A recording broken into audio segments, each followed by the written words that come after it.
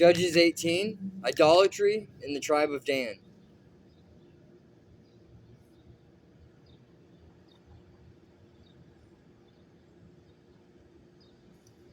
Now in those days Israel had no king, and the tribe of Dan was trying to find a place where they could settle, for they had not yet moved into the land assigned to them when the land was divided among the tribes of Israel. So the men of Dan chose from their clans 5 capable warriors from the towns of Zorah and Eshtaol to scout out a land for them to settle in. When these warriors arrived in the hill country of Ephraim, they came to Micah's house and spent the night there. While at Micah's house, they recognized the young accent, the young Levite's accent. So they went out over and asked him, "Who brought you here, and what are you doing in this place? Why are you here?" He told them about his agreement with Micah and that he had been hired as Micah's personal priest. Then they said, "Ask God whether or not our journey will be successful." "Go in peace," the priest replied, "for the Lord is watching over your journey." So the 5 men went on to the town of Laish, where they noticed the people living carefree lives, like the Sidonians. They were peaceful and secure. The people were also wealthy because their land was very fertile, and they lived a great distance from Sodom and had no allies nearby.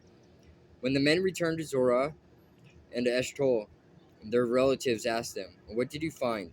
The men replied, "Come on, let's attack them. We have seen the land, and it is very good. What are you waiting for? Don't hesitate to go and take possession of it. When you get there, you will find the people living carefree lives.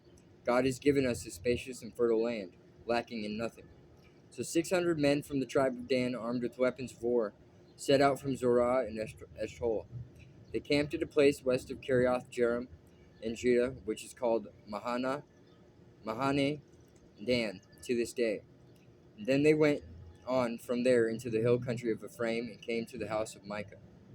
The 5 men who had scouted out the land around Laish explained to the others, "These buildings contain a sacred ephod, as well as some household idols, a carved image and a cast idol. What do you think you should do?"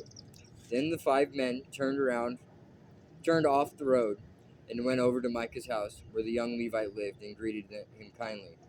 As the 600 armed warriors from the tribe of Dan stood at the entrance of the gate, the 5 scouts entered the shrine and removed the carved image and sacred ephod, the household idols, and the cast idol.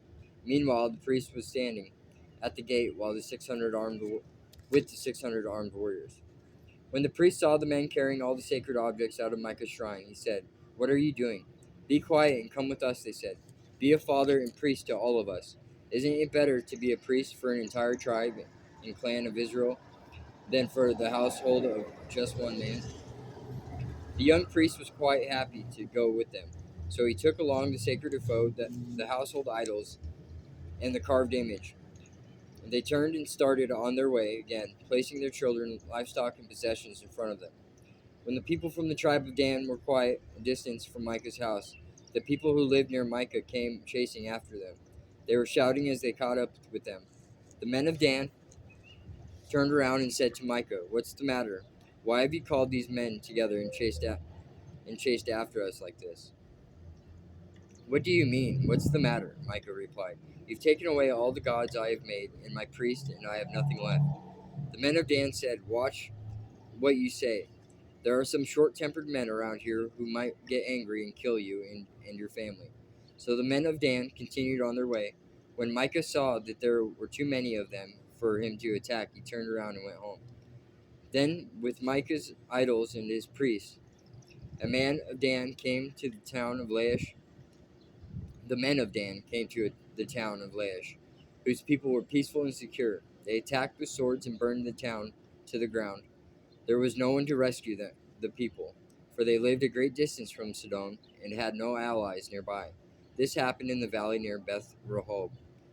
Then the people of the tribe of Dan rebuilt the town and lived there. They renamed the town Dan after their ancestor, Israel's son, but it had originally been called Laish. Then they set up the carved image, and they appointed Jonathan, son of Gershom, son of Moses, as their priest. This family continued as priest for the tribe of Dan until the exile.